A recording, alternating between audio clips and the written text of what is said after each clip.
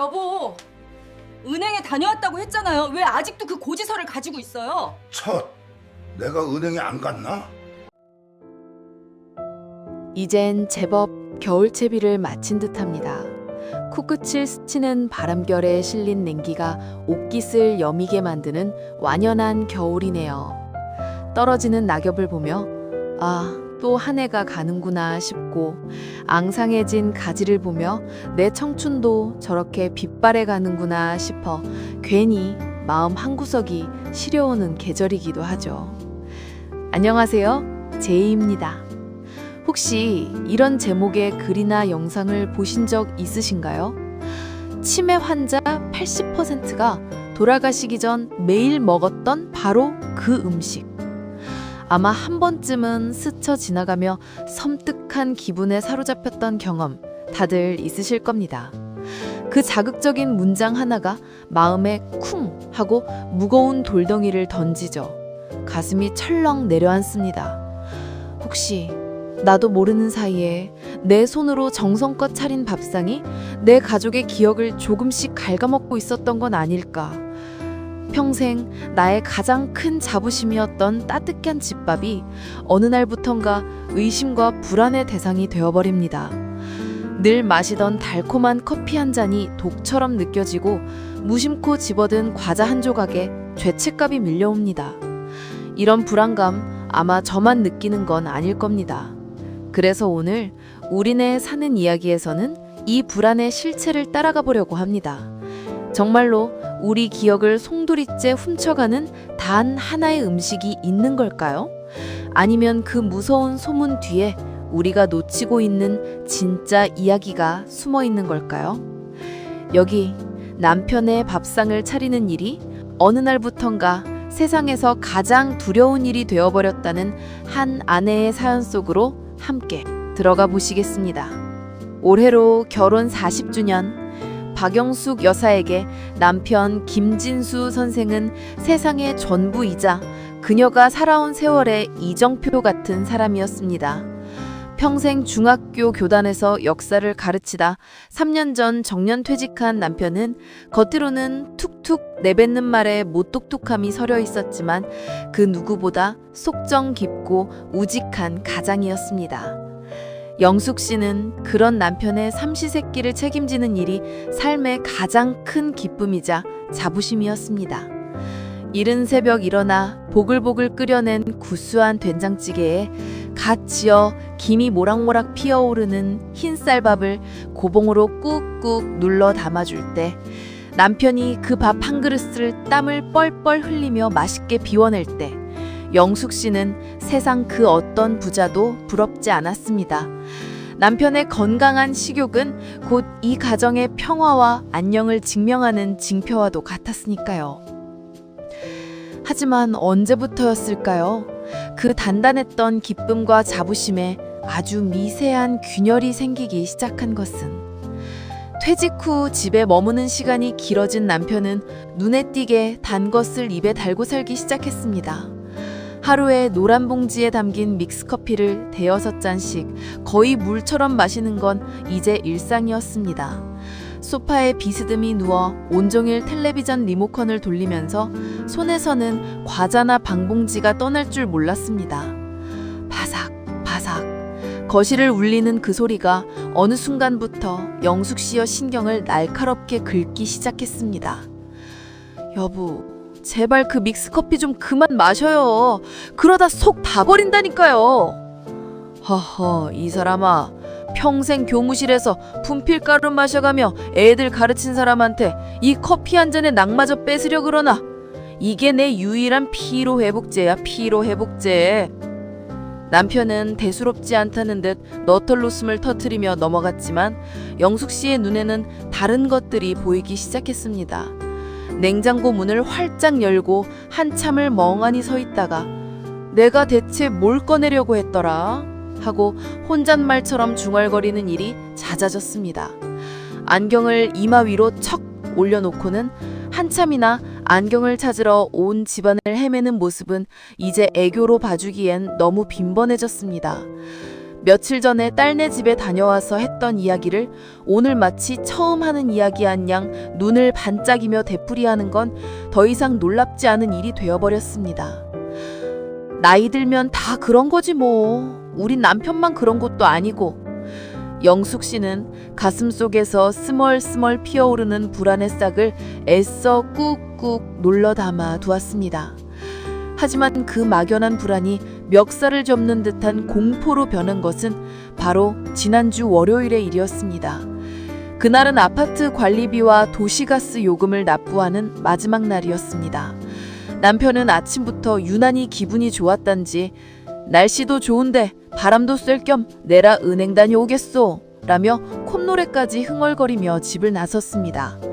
영숙 씨는 고지서와 도장을 살뜰히 챙겨주며 남편의 등을 떠밀었습니다.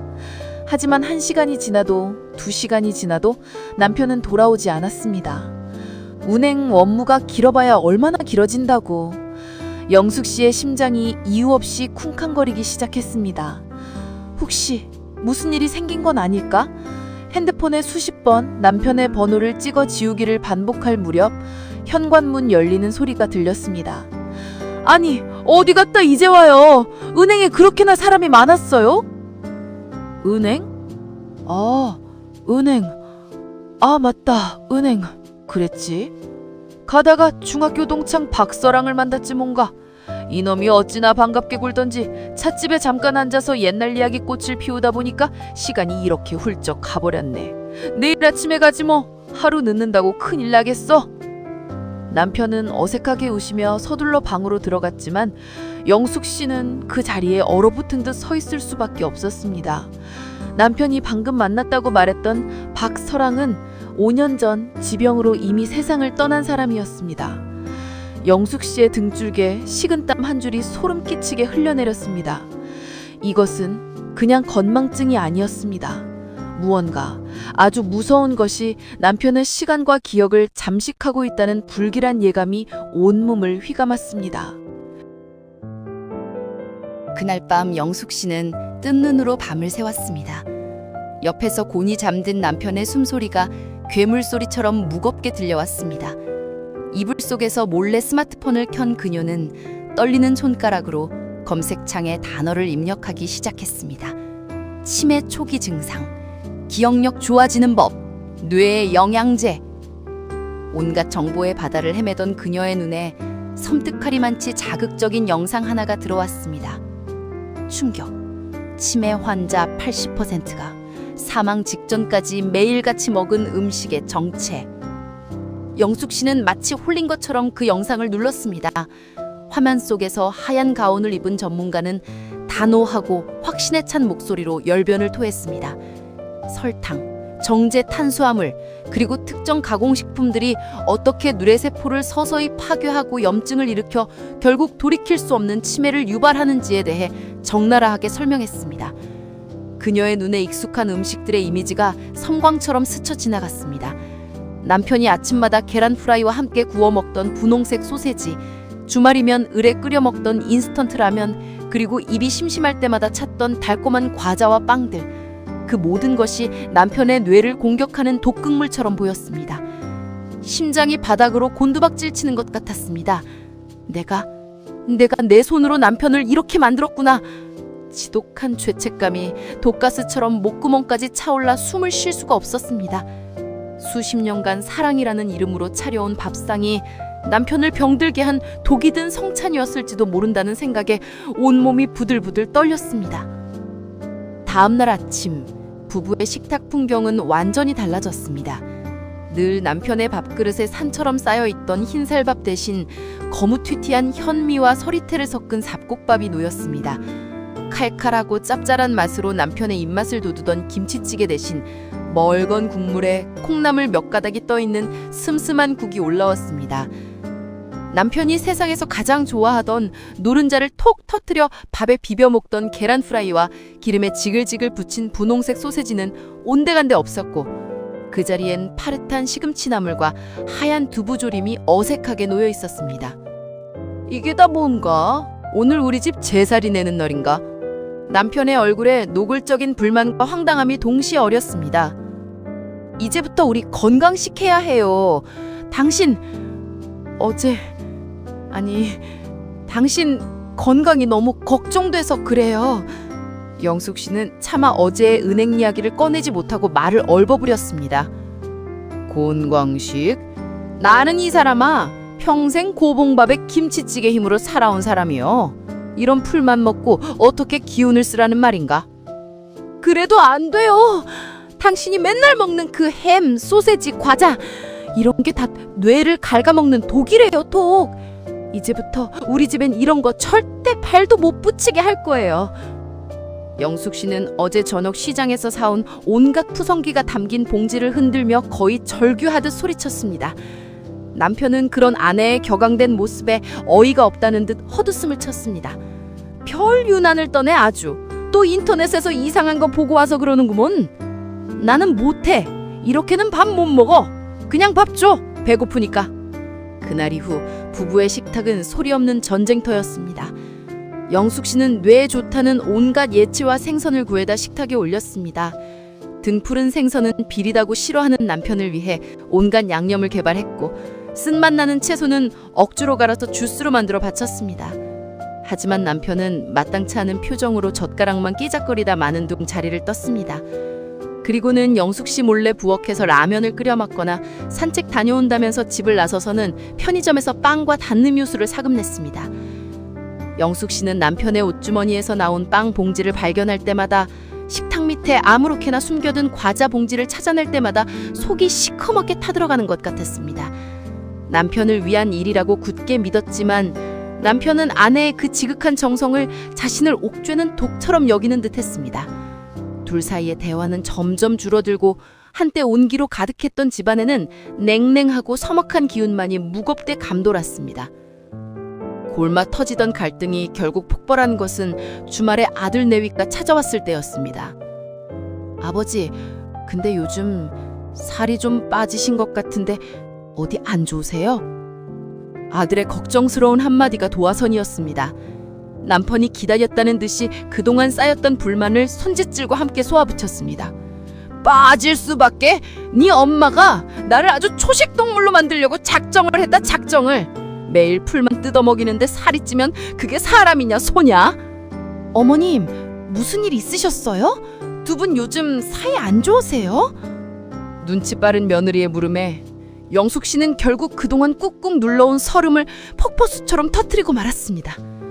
밤새를 괴롭혔던 인터넷 영상 이야기부터 남편의 이상한 기억력 문제, 그리고 자신의 애 끓는 마음을 조금도 알아주지 않는 남편에 대한 원망까지 눈물 콧물이 뒤범벅이 되어 쏟아져 나왔습니다. 이야기를 다 듣고 난 아들은 한참 동안 생각에 잠겨 있더니 조심스럽게 입을 열었습니다. 어머님 마음은 제가 충분히 이해가 가요. 얼마나 놀라시고 걱정되셨겠어요. 근데요, 그렇게 갑자기 모든 걸 한 번에 바꾸려고 하시면 아버지도 너무 힘드실 거예요. 그리고 인터넷에 떠도는 자극적인 정보 하나만 철석같이 믿고 따르는 건 어쩌면 더 위험할 수도 있고요. 어떤 음식 하나가 만병의 근원인 것처럼 말하는 건 대부분 과장일 가능성이 커요. 중요한 건 나쁜 거 하나를 안 먹는 게 아니라 전체적인 식사 습관의 균형이 아닐까요? 일단 두 분이서 동네 보건소라도 가서 같이 상담 한번 받아보시는 건 어때요? 전문가 얘기를 직접 들어보는 게 서로 오해도 풀고 가장 정확할 것 같아요. 아들의 합리적이고 차분한 제안에 영숙 씨는 울음을 그치고 천천히 고개를 끄덕였습니다. 혼자서 끙끙 앓던 문제를 속 시원히 털어놓고 나니, 그리고 아들의 따뜻한 위로를 받으니 한결 마음이 가벼워지는 것 같았습니다. 며칠 후 영숙 씨는 툴툴거리는 남편의 손을 거의 끌다시피 해서 동네 치매 안심센터를 찾았습니다. 상담실에 마주 앉은 부부는 영양사의 차분하고 따뜻한 설명을 들을 수 있었습니다. 혹시 제 이야기가 마음에 닿으셨다면 구독과 좋아요, 알림 설정으로 마음을 표현해 주세요. 어르신, 그리고 사모님께서 보신 그 영상 때문에 얼마나 마음고생이 심하셨어요. 충분히 이해가 갑니다. 하지만요, 세상에 어떤 특정 음식 하나가 치매를 만들고 안 만들고 하지는 않아요. 만약 그런 마법 같은 음식이 있다면 이 세상에 치매 환자가 왜 있겠어요? 그렇죠? 진짜 우리 뇌 건강을 야금야금 훔쳐가는 진짜 도둑은요, 어쩌다 한번 먹는 나쁜 음식이 아니에요. 바로 수십 년간 우리 몸에 차곡차곡 쌓여온 식사 습관이라는 아주 교활한 도둑놈입니다. 마치 복면 쓴 도둑 한 명이 아니라 여러 명이 한패가 돼서 조직적으로 우리 집 건강을 털어가는 것과 같아요.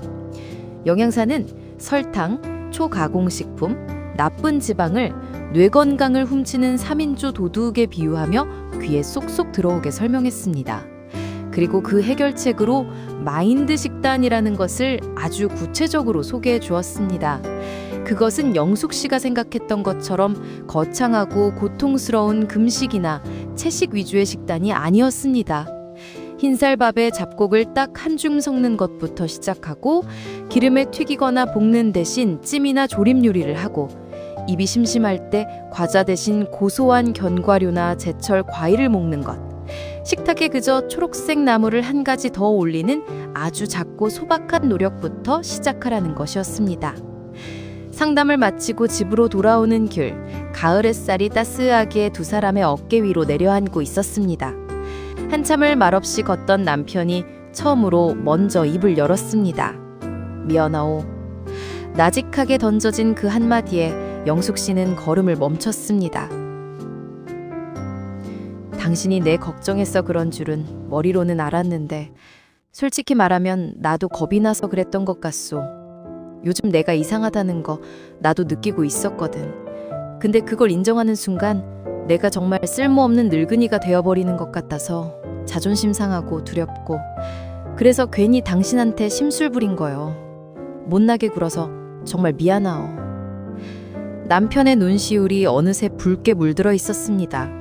평생 누구 앞에서 약한 모습 한 번 보인 적 없는 무뚝뚝한 남편이었습니다. 그렁그렁한 눈으로 아내를 바라보며 떨리는 손으로 아내의 손을 마주 잡았습니다. 거칠고 투박한 남편의 손에서 그가 홀로 견뎌왔던 두려움과 외로움이 고스란히 전해져 오는 것 같았습니다. 우리 아까 그 상담사가 말한 거 한번 같이 해봅시다. 당신 혼자 부엌에서 끙끙하시게 안 할게. 이제부터 나도 같이 노력하겠소. 그날 저녁 부부는 마주 앉아 잡곡밥에 두부조림과 시금치 나물을 먹었습니다. 여전히 남편의 입맛에는 슴슴하고 어색했지만 두 사람은 단 한 번의 불평 없이 밥 한 그릇을 말없이 비워냈습니다. 식탁 위로 오가는 눈빛에는 오랜만에 따스하고 부드러운 온기가 흘렀습니다.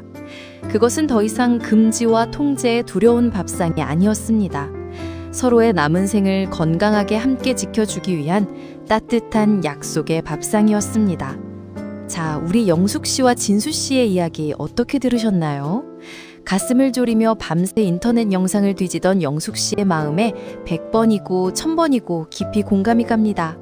하지만 오늘 이 사연 속에서 우리가 반드시 기억해야 할 중요한 사실이 있습니다. 우리 기억과 건강을 훔쳐가는 도둑은 어느 날 갑자기 나타나는 복면 쓴 암살자처럼 단 한 명이 아니라는 사실입니다. 아주 교묘하고 조직적으로 우리 식탁에 스며들어 수십 년간 우리의 건강을 야금야금 훔쳐온 한패라는 겁니다. 제가 오늘 그 괘씸한 도둑놈들의 인상착의를 낱낱이 공개하고 이놈들을 시원하게 소탕할 우리 집 해결사 군단까지 확실하게 소개해드리겠습니다. 속이 뻥 뚫리는 사이다화법으로 명쾌하게 알려드릴 테니 귀를 쫑긋 세우고 잘 들어주세요.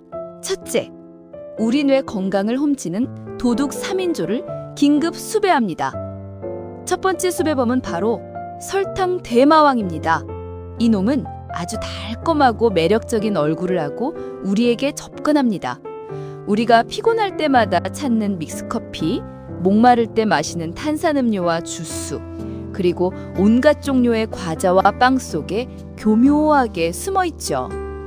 이 설탕 대마왕이 우리 몸에 들어오면 혈당을 마치 롤러코스터 태우듯 급격하게 들었다 놨다 합니다. 이 과정이 수십 년간 반복되면 우리 뇌는 마치 설탕물에 훅 절여진 늙은 호박처럼 쪼글쪼글해지고 만성적인 염증으로 가득 차게 됩니다. 의사 선생님들이 괜히 치매를 제3형 당뇨병이라고 부르는 게 아닙니다. 뇌가 인슐린의 말을 듣지 않기 시작하면 기억을 저장하고 꺼내 쓰는 우리 뇌의 핵심 공장이 문을 닫는 것과 같습니다. 달콤한 유혹 뒤에 숨어 우리 뇌를 병들게 하는 아주 억질적인 놈이니 반드시 경계해야 합니다. 두 번째 수배범은 가공식품 어쌔신, 즉 암살자입니다. 이놈은 아주 화려하고 편리한 옷을 입고 우리를 유혹합니다. 보기 좋고 먹기 편하게 포장된 햄, 소시지, 베이컨, 냉동 피자, 라면 같은 초가공식품들이 바로 이놈의 정체입니다. 어쌔신이라는 이름처럼 아주 조용히 하지만 치명적으로 우리 몸속에 염증 폭탄을 던지고 장 건강을 망가뜨립니다. 장은 흔히 제2의 뇌라고 불릴 만큼 뇌와 아주 긴밀하게 연결되어 있는데 이 암살자는 뇌와 장을 잇는 중요한 소통 라인을 망가뜨려 뇌에 계속해서 나쁜 신호, 즉 가짜 뉴스를 보내는 거죠. 편하다는 이유로, 맛있다는 이유로 이놈들과 자꾸 손을 잡다간 내 뇌가 나도 모르는 사이에 서서히 병들어간다는 사실을 잊지 마십시오. 세 번째 수배범은 트랜스 지방 스파이입니다. 이놈은 3인조 중에서 가장 교활하고 정찰을 숨기지 좋아하는 놈이래요. 고소하고 바삭한 맛 뒤에 숨어서 우리 혈관을 집중적으로 공격하는 스파이죠. 마가린, 쇼트닝이 들어간 빵이나 과자, 기름에 여러 번 튀겨낸 음식 속에 주로 숨어 있는데 한번 우리 몸에 들어오면 끈적끈적한 기름때처럼 혈관 벽에 달라붙어 떨어질 줄을 모릅니다. 뇌로 신선한 산소와 영양분을 실어날라야 할 생명의 고속도로가 이놈 때문에 꽉 막혀버리는 겁니다. 뇌세포는 제대로 먹지도 숨쉬지도 못하니 결국 힘을 잃고 하나 둘씩 쓰러질 수밖에 없지요. 순간의 고소한 맛에 속아 이 교활한 스파이를 우리 몸에 들여서는 절대 안 됩니다. 자, 그렇다면 이 무시무시한 도둑들을 잡을 정의의 해결사들은 과연 누구일까요? 바로 마인드 식단이라는 이름으로 뭉친 우리 집 어벤져스 군단입니다. 이름이 어렵다고 겁먹을 거 전혀 없습니다. 지금부터 우리 밥상을 든든하게 지켜줄 영웅들을 하나씩 소개해드리겠습니다. 첫 번째 해결사는 녹색 채소 특공대.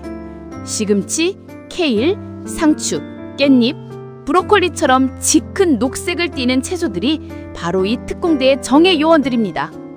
이 특공대는 비타민과 엽산 그리고 강력한 항산화 물질이라는 최첨단 총알을 잔뜩 싣고 다니며 우리 뇌세포를 늙고 병들게 하는 나쁜 활성산소를 남김없이 물리칩니다. 매일 식탁에 이 든든한 특공대 요원 하나만 추가해도 우리 뇌는 천군만마를 얻은 듯 든든해질 겁니다.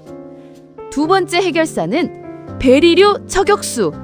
블루베리, 딸기, 아로니아, 복분자 같은 베리류 과일들이죠.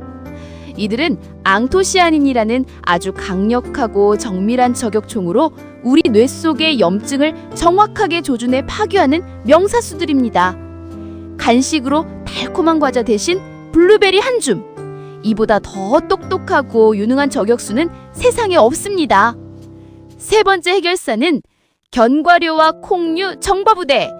호두, 아몬드, 잣 같은 견과류와 검은 콩, 렌틀콩 같은 각종 콩들이 바로 이 부대 소속입니다.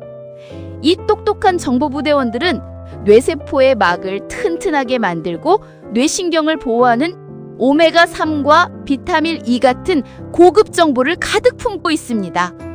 매일 하루 한 줌씩 이들의 고급 정보를 꾸준히 공급받으면 우리 뇌는 어떤 외부 공격에도 흔들리지 않는 견고한 철성벽이 될 겁니다. 네 번째 해결사는 등푸른 생선 해상부대. 고등어, 연어, 꽁치, 삼치 같은 기름진 생선들이죠.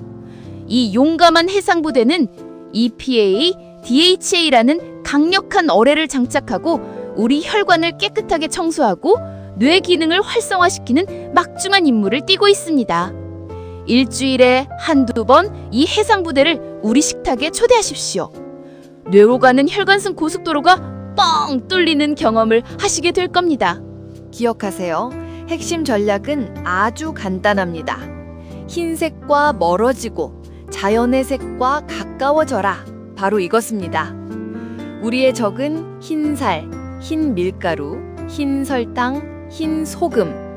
이 하얀 적군들과는 거리를 조금씩 두시고 대신 알록달록한 채소와 과일, 거친 통곡물 같은 자연의 색을 닮은 든든한 아군들과 친해지는 겁니다.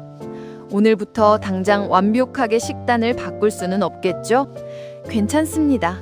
완벽하지 않아도 정말 괜찮습니다. 흰쌀밥에 검은 콩 한 줌 섞는 것부터, 찌개 국물을 다 마시는 대신 건더기 위주로 먹는 것부터, 하루에 마시던 믹스커피를 딱 한 잔만 줄여보는 것부터 시작하는 겁니다. 그 작은 변화가 모이고 쌓여 결국 내 뇌의 운명을 바꾸고 내 가족의 미래를 지켜낼 겁니다. 결국 김진수 선생의 기억을 위협했던 진짜 범인은 아내가 정성껏 끓여준 찌개 한 그릇이랑 사랑으로 부쳐준 소세지 한 조각이 아니었습니다. 바로 수십 년간 너무나 당연하게 여겨왔던 식사 습관이라는 거대한 흐름이었죠.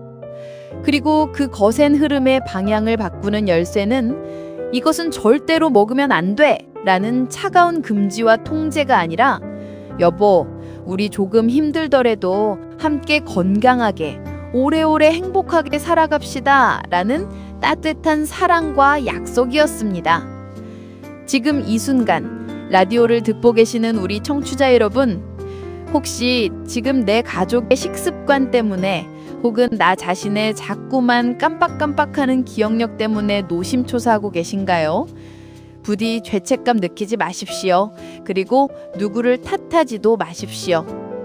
우리가 먹는 음식에는 단순히 영양소만 들어있는 것이 아닙니다. 그 속에는 수십 년의 세월과 추억, 고된 하루를 버티게 해준 위로가 함께 담겨 있으니까요. 평생을 함께 해온 그 습관과 추억을 하루아침에 바꾸기란 당연히 어려운 일입니다. 중요한 것은 속도가 아니라 방향입니다. 완벽하지 않아도 괜찮습니다. 어제보다 오늘 딱 한 걸음만 더 건강한 쪽으로 함께 내딛는 작은 용기가 필요할 뿐입니다. 배우자의 밥에 몰래 잡곡을 한 줌 더 섞어 놓는 귀여운 노력. 밋밋한 식탁 위에 향긋한 쌈채소를 한 바구니 더 올리는 작은 정성. 배고르게 저녁을 먹고 나서 소화도 시킬 겸 같이 좀 걸을까 하며 함께 손잡고 동네 한 바퀴 더 도는 시간. 우리의 기억을 지킨다는 것은 단순히 병을 예방하는 것을 넘어서는 일입니다. 그것은 우리가 함께 고생하며 쌓아온 소중한 삶의 이야기들을, 서로의 얼굴을 보며 환하게 웃었던 행복한 순간들을, 그리고 사랑하는 사람의 이름을 잊지 않고 마지막 순간까지 불러줄 수 있는 권리를 지켜나가는 일입니다. 그것이 바로 오늘 우리가 밥상에 단순한 음식이 아닌 사랑을 담아야 하는 진짜 이유일 겁니다. 오늘 저녁 사랑하는 사람을 위해 식탁에 초록색 나물 하나 더 올려보는 건 어떨까요? 그 작고 소박한 접시 하나가 당신과 당신의 가정을 지키는 세상에서 가장 든든한 방패가 되어줄지도 모릅니다. 구독과 좋아요, 알림 설정 부탁드려요. 오늘도 행복한 하루 되세요.